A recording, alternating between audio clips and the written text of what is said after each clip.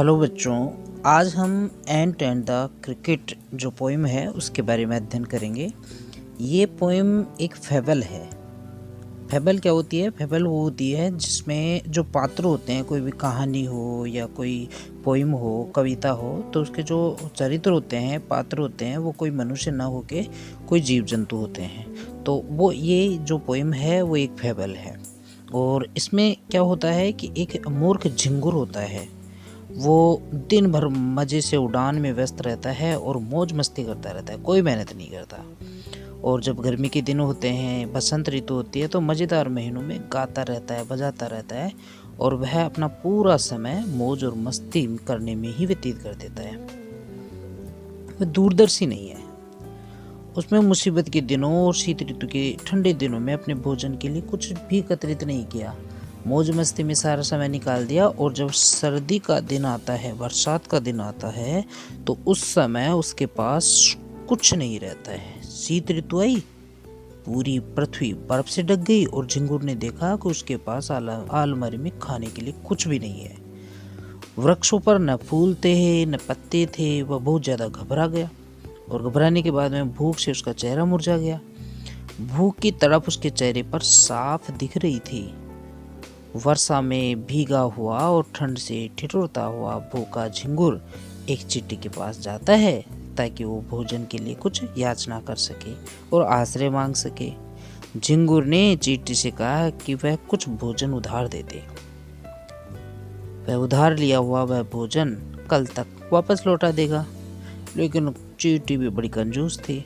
उसने उसको कहा कि सर, हम तो आपके सेवक हैं और मित्र दोनों हैं, पर सैद्धांतिक दृष्टि से चींटी से न उधार लेते हैं और न चींटी उधार देते हैं।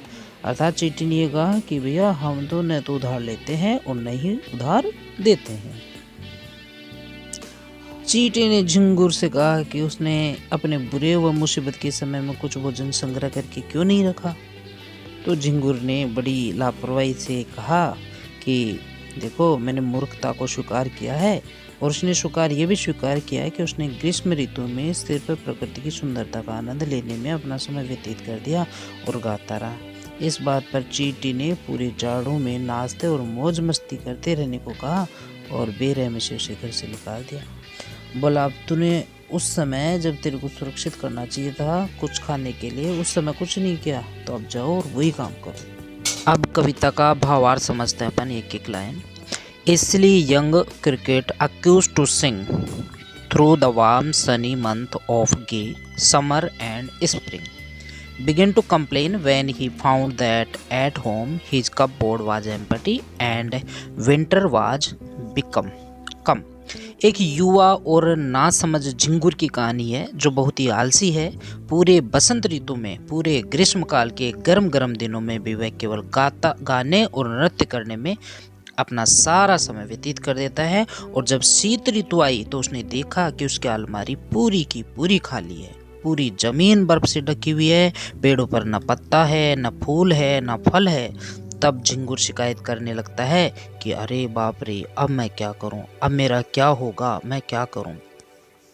अब इसका जो भावार्थ है वो ये है कि मनुष्य को कभी भी अनुकूल समय को व्यर्थ नहीं गंवाना चाहिए। जब समय अनुकूल होता है तो उसे उचित कार्य कर लेना चाहिए।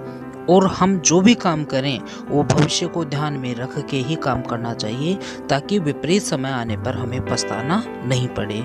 कई लोग ऐसे होते हैं जो अनुकूल समय में गाने, नृत्य करने में और जीवन के मौज आनंद मनाने में ही अपना पूरा समय व्यतीत कर देते हैं। और जब विपरीत समय आता है, जब उसके पास पैसे नहीं होते, जब कुछ उनके पास धन नहीं होता, तो वो बहुत ज़्यादा पछताते हैं।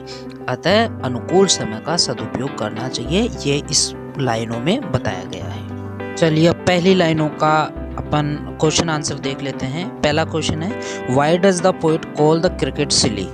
कवि झिंगुर को ना समझ क्यों कहता है? तो इसका आंसर होगा, the poet talk cricket silly because he did not save anything for hard time in future। दूसरा question, how is the cricket spam summer and sing spring? झिंगुर ग्रीष्म ऋतु और बसंत ऋतु किस प्रकार व्यतीत करता है? तो the cricket spends summer and spring in singing only। झिंगुर ग्रीष्मकाल और बसंत काल केवल गाने में व्यतीत कर देता है। अगला प्रश्न है find the rhyming word from the passage for sing. इस पैसेज में सिंग शब्द का तुकांत अर्थात समान साउंड वाला शब्द ढूंढ के लिखिए। तो the rhyming word for sing in this passage is spring. इस गद्यांश में राइमिंग वर्ड जो है स्प्रिंग का सिंग है।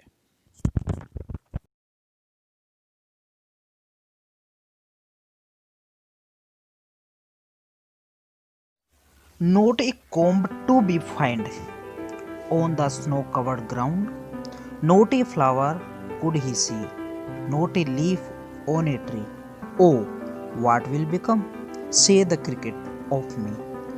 एक टुकड़ा भी कहीं दिख नहीं रहा है। पूरी की पूरी जमीन बर्फ से ढकी हुई है। न कोई फूल है, न पेड़ों पे पत्ते हैं। तो अब उसको जो क्रिकेट है, आलसी क्रिकेट है।